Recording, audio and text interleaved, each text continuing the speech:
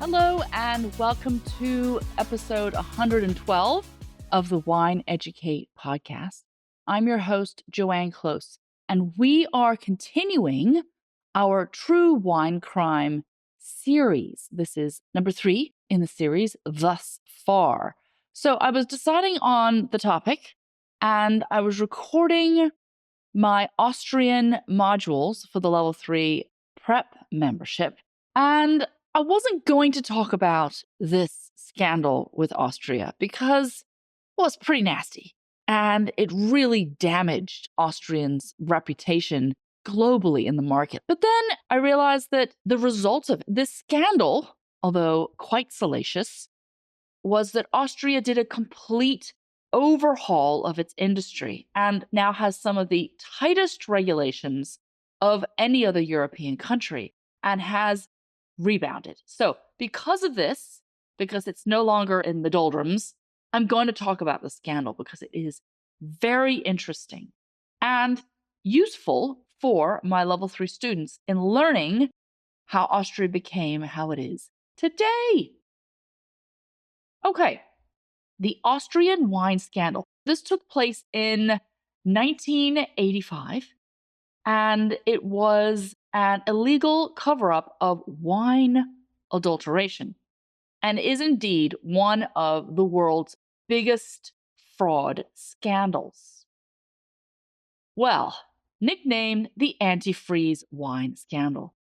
Saying that someone put antifreeze in your wine makes a great headline, and indeed it did at the time. Let's unpack a little bit what happened here because it wasn't actually antifreeze. It was a chemical called diethylene glycol, or DEC for short. I will call it DEC from now on because my mouth hurts from saying it. It is a long word. Nicknamed the antifreeze scandal, even though this was an ingredient used in antifreeze, but not antifreeze itself. But what folks found was that this chemical mimicked the body and the feel of some premium high-end sweet wines because it would increase the sweetness and the body. In the 80s, this was a wine style that consumers wanted. The Prädikat wines were fashionable. Remember, these are things like Auslese, Beerenauslese, Trockenbeerenauslese. The German consumers in particular loved these rich, late harvest styles. They wanted this luxurious texture that was associated with the quality of these wines. In Austria, in Burgenland, they could reliably produce botrytis. Burgenland was famous for rich wines made from the grape Welsh Riesling in a Beerenauslese Prädikat style.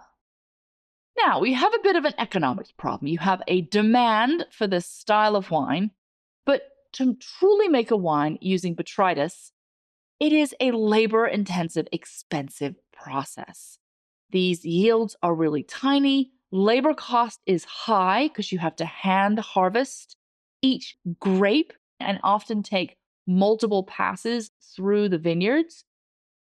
So the resulting wines, there's not a lot of them and they're expensive, but cheap export markets wanted premium styles at low prices. So here we have an opportunity. And sugar alone wasn't enough. So you say, well, Joanne, why didn't they just add a little sugar, make it a bit sweeter? It would make it sweeter, but it didn't give it this viscosity, this extra texture that consumers were after that felt richer. So enter DEG. Why was this chemical compound chosen? Well, it was colorless. It was slightly sweet. It had this thick, oily texture that mimicked concentration and created this rich mouthfeel. So when a little bit was added to a wine, it gave it fuller body, softer texture, a sweeter impression, and it simulated these expensive late harvest wines. Why was it even a thought that this would be something that you could do that would be permissible. We're going to have to check in here with the food culture of the era. In the 70s and 80s, the food industry was embracing additives. Stability and consistency were priorities, and industrial food chemistry was normalized. This was all seen as something positive that would benefit the food transport, its storage, and ultimately giving the consumer what they really wanted. And so people justified it, as they do. Small quantities were used, some believed it was harmless, and the fraud ended up being rationalized as a technical correction, just giving people what they want. And it was widespread. I was reminded of this when I did my research. I thought it was a few instances. It was not. This was really widespread, and a lot of people were involved. Producers, merchants, consultants were all implicated. On both sides of Austria and Western Germany, companies were involved because they would ship the wine out to Germany and then bottle it there. So this was happening even over in a different country. It was really widespread. Indeed, millions of bottles were affected because everyone thought it wasn't so bad. We were giving the customers what they want, and oh, they were making the money. So where were the wines going? Most of these wines ending up in Western Germany, in the supermarkets, to satisfy this demand for the sweet, luxurious, full-bodied wines. And bulk blending and bottling increased the scale of what was happening. So how was this fraud detected? What was going on? Well, thank goodness for routine lab analysis. Those folks in their white coats doing their job. There was a routine check on a bottle of Beerenauslese in June 27th, 1985, and they discovered that it contained this chemical, this DEG. And this actually happened in Western Germany. It was from a supermarket out there, and they were undergoing routine quality control testing. Now you're probably thinking, millions of bottles? Okay, who's drinking this, and what on earth is happening to these poor people? Well, remarkably enough, there was no confirmed deaths that could be traced back to these tainted wines. They were reports of illness, of abdominal pain. The interwebs told me that there was a case of paralysis in Germany, and when I went digging further, I couldn't find any further information. I don't know if this is entirely true, but thankfully no deaths, but definitely some problems were happening. And if it had not been stopped and people continued to drink this wine, it could have caused prolonged neurological and liver kidney damage. They did find one bottle of Welsh Riesling Beerenauslese that had massive levels of DEG, enough that if someone had consumed that bottle, it would have been lethal. This is unregulated, right? This is essentially fraud. People are adding whatever amount they feel fit to these bottles. There are no regulations when things are illegal. So certainly, had this continued, there would have been potentially quite a few deaths, depending on the levels in the bottles themselves. Where does this all trace back to? This is really interesting. At the center of this scandal was a chemist and consultant by the name of Otto Nadrasky, a 58-year-old chemist, who decided that this is okay. And if a chemist and consultant tells you, hey, just add a little bit of this, no problem, it's fine, you're going to trust them, right? And this guy told this to lots of people, which was why it was so widespread and which was why so many people thought it was okay, because they thought it was coming from a trusted source. So after it was traced back to Otto, he did receive a 18-month prison sentence.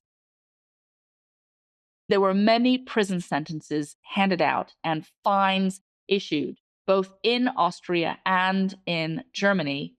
And sadly, some wineries just immediately collapsed and went out of business. But here's the real punishment. The real punishment got dealt to the reputation of Austrian wines. Wine exports from Austria collapsed overnight.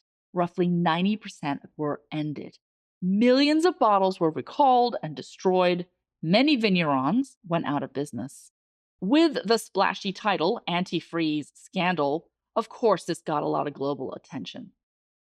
And it became a global joke. In 1985, the word glycol was announced to be the word of the year in Western Germany.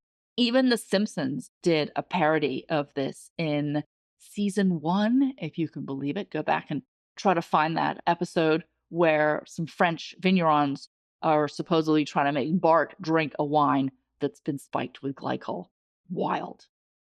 And now we have the redemption part of our story, because Austria has come back stronger than ever, has tightened up its laws. It's the tightest of any of the other European countries, and now has a reputation for premium wines under trusted labels. So what lessons are we going to draw from the antifreeze scandal? The one that keeps running in my mind is wine additives as a whole.